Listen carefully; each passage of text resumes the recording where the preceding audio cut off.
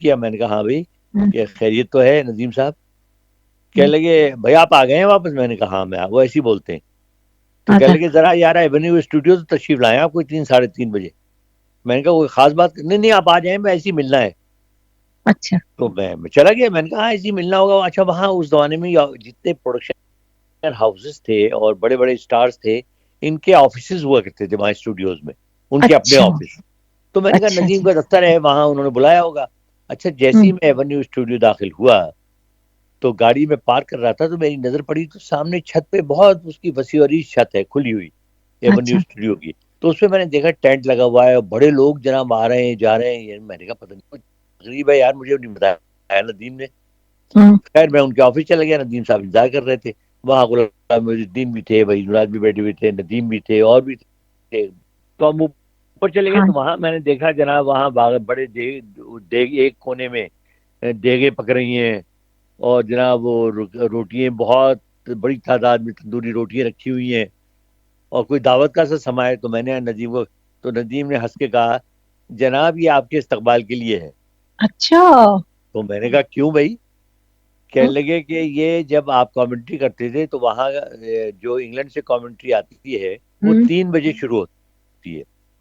تو ہم نے پروگرام یہ بنایا تھا کہ جس زمانے میں ٹیسٹ میچز ہوں گے تو کوئی شوٹنگ 3 بجے سے رات کو 11 بجے تک نہیں ہوگی. تو کہنے اچھا لگے کہ آپ سبھی شوقین ہیں کرکٹ کے. تو کہنے لگے یہی جگہ اسی طرح ٹینٹ لگا دیا گیا تھا. یہ دریاں بچھی ہوئی تھی اور گاؤں تکیے وغیرہ رکھے ہوئے تھے اور یہی اسی طرح کھانوں کا بندوبست ہوتا تھا اور سب آ کے یہاں بیٹھ جایا کرتے تھے. اور یہ درمیان میں آج بھی آپ نے دیکھ رہے ہوں گے آپ 2 بڑے بڑے ٹرانزسٹر رکھے ہوئے. میں نے کہا ہاں. کہنے لگے یہ 2 ٹرانزسٹر ایک کونے میں ایک کونے میں رکھ دیا جاتا تھا اور جناب آپ کی آواز آ رہی ہوتی تھی اور ہم کامنٹری سن رہے ہوتے تھے. درمیان میں چائے بھی آ رہی ہوتی تھی, کھانا بھی کھا رہے ہوتے تھے اور رات 11 بجے یہ محفل ختم ہوا کرتی تھی. تو ہم نے سوچا آپ کو بھی ذرا یہ مزہ چکھائیں کہ کیا ہم نے کیا مزے اٹھائے آپ کے پیچھے. تو اس سے آپ ان کی شوق کا اندازہ کر لیں. بڑا مزہ آیا. پھر ہم نے بھی جناب وہ کھانا انجوائے کیا, چائے پی, گپے لگائی اچھا اور بڑا ایک لطف آیا. گیدرنگ, اب یہ گیدرنگ اس طرح کی کم ہوتی ہے, اس وقت ہاں یہ کوئی بڑی جناب کوئی مل بیٹھ کے اس کا بہانہ ہوتا 70-80 تھا لوگ ایک. ہوتے تھے وہاں. ظاہر سارے ہی ہاں آرٹسٹ اور ٹیکنیشین سب اکٹھے ہوتے تھے تو بڑا مزہ آتا. اچھا پہلے کے ٹائم پہ میرے خیال سے ایک دوسرے سے جیلسی بھی نہیں ہوتی ہوگی, یہ نہیں آج نہیں کل ٹاپ پہ بہت جا اچھا رہا ماحول, ہے, بہت اچھا ماحول ہاں تھا میں ایک کیوں نہیں دوسرے کے جا رہا. ساتھ. بہت وہ یہ آج کل والی چیزیں نہیں تھیں. اس زمانے بڑے پرخلوص لوگ تھے, محبت سے ملتے تھے, اپنے ہنسی مذاق یہ وہ, کوئی سیاست نہیں, کوئی ڈسکشن الٹی سیدھی نہیں. تو بہت اچھا ماحول ہوا کرتا تھا. ہمارے پروگرام کو وقت بڑا ختم نہیں ہو گیا؟ پروگرام کا وقت ابھی تھوڑا سا ہے. اچھا میں یہی سوچ رہا تھا, میں نے کہا شاید ہم بول تو نہیں ہے. ابھی 10 منٹ ہیں. اچھا ٹھیک ہے. ہاں اچھا, نور جہاں سے آپ کے کیا آپ کا ملنا ہوا اور کیسی آپ کی نور کس جہاں سے؟ سے تھی؟ نور جہاں. ہاں نور جہاں سے میری کئی ملاقاتیں ہوئی. ایک تو ہم سب سے پہلی ملاقات ہوئی میں ریڈیو کی طرف سے, میں اور ایک پروڈیوسر ہم ان کا انٹرویو کرنے گلبرگ میں ان کے گھر گئے. میری ان سے پہلی اچھا ملاقات تھی, لیکن بڑی اچھی خاتون تھی, بڑی ہوں اچھی پرسنالٹی, اچھی شکل و صورت ان کی. بالکل ظاہر ہوتی بات تھی. تھوڑی سی بھاری بھرکم ہو گئی تھی لیکن بہت کپڑے اچھا ان وپڑے پہ پہننے میں. بھاری برکم بھی سوٹ کرتا تھا ویسے, میں آپ ہاں کو ہاں بتاؤں. سوٹ کرتا تھا ان کو ڈیفینیٹلی.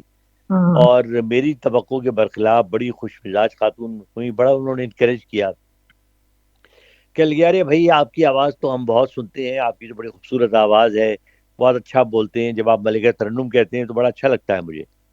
میں بڑا خوش ہوا. میں ہوں نے کہا اچھا. کہنے لگے ایک دفعہ میں نے آپ کی شکایت بھی کی تھی. میں نے کہا اور کہ جی مجھے معلوم ہے. وہ ہوا یہ تھا کہ وہ اس معاملے میں بہت حساس تھی. تو ایک مرتبہ یہ اچھا ہوا کہ میں غلطی سے ویسی باتوں میں کہنے لگا اب آپ کو میں نور جہاں کا ایک گانا سنوا رہا ہوں. اوئے انہوں نے اٹھا کے اچھا فوراً فون کر دیا میرے ڈائریکٹر کو. کہنے اچھا لگی کہ وہ حسن جلیل کو کہیں کہ نور جہاں نہیں, میں ملکہ ترنم نور جہاں ہوں. تو انہوں نے ہوں مجھے فوراً, وہ نیچے آئے خود آ کے, انہوں نے کہا کہ بھائی اس کی ذرا تصحیح کر دینا. تو میں اچھا کہنے لگی لیکن میں نے ان کو یہ کہہ دیا تھا بھائی اس کو ڈانٹنا نہیں, وہ بڑا اچھا اناؤنسر ہے, مجھے بہت پسند ہے. تو خیر بڑی تعریفیں کرتی ہوں رہی, خاصی کئی ادھر کی باتیں انہوں نے کی, اپنے انہوں نے قصے سنائے بہت سے. اس کے بعد تو میری ان کی کئی ملاقاتیں ہوئی. پھر میں نے ایک ان کا انٹرویو ٹیلی ویژن کے لیے کیا, پی ٹی وی کے لیے, وہ وہاں اسٹوڈیو میں آئی تھی. پھر زیادہ جو میری ان سے ملاقات رہی, میں ایک این ٹی ایم ایک ٹیلی ویژن چینل شروع ہوا تھا, اس کے لیے میں 6 ستمبر شو کیا کرتا تھا. یہ ISPR کا پروگرام تھا, اسلام آباد میں ریکارڈنگ ہوتی تھی, میں اسکرپٹ لکھتا تھا, اس کا کمپیئر بھی تھا. اچھا. تو 3 گھنٹے کا پروگرام تھا. اس میں ہم شہداء کے جو ورثا تھے ان کو بلاتے تھے, جو ہیروز 65 کی وار کے تھے ان کو انوائٹ کیا کرتے تھے, سنگر آیا کرتے تھے. تو ایک پروگرام میں نور جہاں صاحبہ جو تھی وہ گیسٹ تھی. تو ظاہر ہے وہ اتفاق سے پل کانٹیننٹل میں ہمارے ٹھہرنے کا بندوبست ہوتا تھا, وہیں وہ برابر کے کمرے میں ٹھہری ہوئی تھی. تو ان سے دن میں کئی دفعہ ملاقاتیں ہوتی تھی. تو ان کے کمرے میں ہجوم رہتا تھا میوزیشینز کا, سازندوں کا, ان کے ساتھ جو آئے ہوئے تھے. اچھا, اور ان کی ایک عادت تھی, وہ کھانا سب کے لیے اکٹھا منگاتی تھی, ان کے ساتھ کھاتی تھی. تو ہم مذاق میں آپس میں کہہ رہے تھے, جب انہوں نے چیک آؤٹ کیا تو ان کے ایک کمرے کا بل ہمارے جو 11 لوگ ٹھہرے ہوئے تھے ان کے کمرے کے بلوں سب مشترکہ بلوں کے برابر تھا. اچھا. اور چونکہ وہ اپنے پروفیشن کے معاملے میں بڑی سخت مزاج خاتون تھی, تو ہمیں یہ بڑا خوف تھا ہمارے پروڈیوسر کو کہ جی بعد میں کوئی ناخوشگوار واقعہ نہ آ جائے. تو لکیلی ان کے جو بڑے صاحبزادے تھے اکبر رضوی, میرے ان سے بڑی دوستی تھی. تو میں نے اکبر کو الگ بلا کے کہا, میں نے کہا اکبر بھائی ذرا خیال رکھیے گا, میڈم کوئی ناراض نہ ہوں کسی بات ہے, کل کے فکر نہ کرو. تو انہوں نے ان کو بریف کر دیا. پھر میں بھی بیچ میں تھا اور مجھے وہ پسند بھی کرتی تھی تھوڑا سا, تو لہٰذا بڑا اچھے ماحول میں انہوں نے گانے بھی گائے, باتیں بھی کی, اپنے قصے بھی سنائے. میں نے ان کا انٹرویو کیا اسی پروگرام میں پورا, اور بڑا اچھا ان کے ساتھ وقت گزرا. اچھا, مجھے ایسا لگتا تھا کہ جیسے تھوڑی سی کچھ پراؤڈ ہیں, مجھے ایسا لگتا ہے. ظاہر ہے نہیں, بہت تھوڑی سی نہیں, وہ بہت تھی, لیکن بس وہ جس کے ساتھ وہ جس کو اچھا سمجھتی تھی. اور پھر انہوں نے اپنا ایک قصہ بھی سنایا مجھے, جس سے آپ ان کی یعنی نیچر کا اندازہ کر لیں. کہنے لگی 65 کی وار ہوئی ہے تو میں گھر پر تھی, تو صبح ایوب خان کی تقریر آ گئی, ہمیں پتہ چل گیا جنگ چھڑ گئی ہے. کہنے لگی مجھے بڑی بے چین رہی میں دن میں کہ شاید ریڈیو میں کسی کا فون آ جائے, کسی کا نہیں آیا فون. تو شام کو میں نے اپنے نوکر کو کہا, اور میری گاڑی نکالو. تو میرے پاس کہنے لگی میرے پاس ہوتی تھی اس زمانے میں وہ واکس ویگن, تو واکس ویگن کی چھوٹی سی ڈکی ہوا کرتی تھی. تو کہنے لگے, میں نے اس میں کہا اس میں میرا بستر رکھ. اس نے بستر رکھ دیا. میں کہہ لگی کچھ کپڑے میں نے ساتھ لیے, اور میں ڈرائیو کرتی ہوئی پہنچ گئی ریڈیو اسٹیشن. سب دیکھ کے حیران رہ گئے مجھے, اب بڑی ظاہر سب نے بڑی آوگت ہوئی, سب اکٹھے ہو گئے. میں نے کہا دیکھو بھائی, یہ میرا بستر ہے, یہ کوئی چھوٹا سا اسٹوڈیو دیکھو, اس میں میرا بستر لگا دو, میں تو اب یہیں رہوں گی. اور کون ہے یہاں پروڈیوسر؟ انہوں نے کہا جی سب پروڈیوسر یہی ہیں, بلاؤ سب کو. سب پروڈیوسر کو میں نے کہا تم نے کوئی نغمے وغمے نہیں کرنے؟ کہنے لگے ارے آپ کیسی باتیں کر رہے ہیں, ہم تو تیاریاں کر رہے تھے, ہمارا ارادہ تھا ہم آپ کو بلائیں گے جب سب تیاریاں مکمل ہو جائیں گی. تو کہنے لگی میں جناب 10 دن وہاں رہی اسٹوڈیو میں, اور جناب میرے لیے اسی وہ جو ہے نا کاغذ کے کپ میں چائے آتی تھی, صبح ناشتہ میرے لیے بڑے اہتمام سے آتا تھا. لیکن میں بستر نیچے سوتی تھی زمین پہ, اپنے بستر پہ.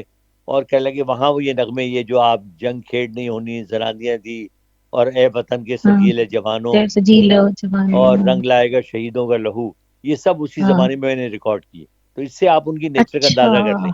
دیکھیں کتنا مطلب کہ یہ اپنے پروفیشن کے ساتھ اور اپنے ملک کے ساتھ اچھے تھے. یہ بہت, وہی 100% میں نے بھی آپ ہے. سے کہا کہ وہ زمانے پتہ نہیں کہاں گئے. وہ لوگوں وہ کا تو آپ سوچ نہیں سکتے جو اس زمانے میں نے جذبہ دیکھا ہے, اور جس طریقے سے یعنی 12-14 سال کی عمر سے لے کے اور بوڑھوں تک جس طرح انوالو تھے, اور جتنا انہوں نے کام کیا, اور جتنا ایک دوسرے کا خیال رکھا جاتا تھا.